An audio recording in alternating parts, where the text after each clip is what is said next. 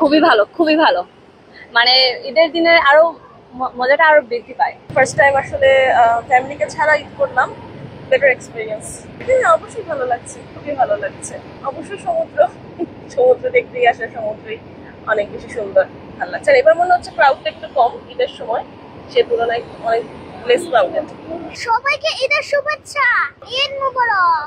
কক্সবাজারের প্রথমবার এটা ঈদ, এটা ঠিক। এর আগে তো সবসময় ফ্যামিলি বাবা মা নিয়ে করেছি, তো এইবার হচ্ছে গিয়ে একটু ডিফারেন্ট ভাবে ঈদটা করতে আসলাম। ভালো লাগছে আসলে, এখন মানুষজন কম, একটু রিল্যাক্সে ঘোরাঘুরি করা যাচ্ছে। কক্সবাজার তো সবসময় ভালো। আমার লাইফে ফার্স্ট আমি কক্সবাজার আসা, ঠিক আছে। আমি থাকি দেশের বাইরে। দেশের বাইরে যেভাবে আপনার সমুদ্র পাড়ে যেভাবে একটা ফিলিং পাই, আমি ভাবছি এরকম কিছু পাবো না, কিন্তু তার থেকে বেটার কিছু এখানে পাওয়া গেছে। কিভাবে? কারণ দেশের জিনিস যে একটা দেশেরই, বাইরে যেটা থাকে আমরা তার থেকে বেটার এখানে আমি ভালো অনুভব পাচ্ছি।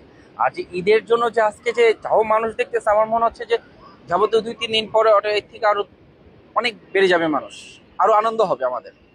ঈদ আনন্দ, ছুটি আনন্দ, এটা হচ্ছে আমাদের বাঙালির একটা গর্ব।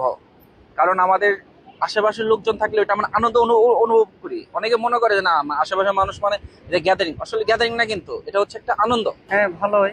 আমরা মোটামুটি ভাবে আজ সকালে জার্নি করে আসলাম, আসার পরে খাওয়া দাওয়া লাঞ্চের পরে তারপরে এই বিচে আসলাম আর কি। বিচে দেখলে পরিবেশটা খুব ভালো, সুন্দর এবং নিরিবিলি।